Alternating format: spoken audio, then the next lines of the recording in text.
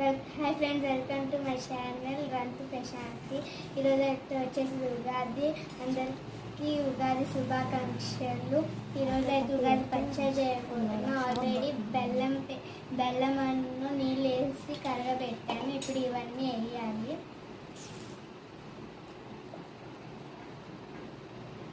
First అయితే చింతపండు, already చింతపండు జ్యూస్ వేసుకున్నా, పోసుకుంటున్నాను.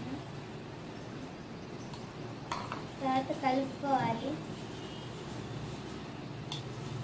తర్వాత కారం ఉప్పు వేస్తున్నా.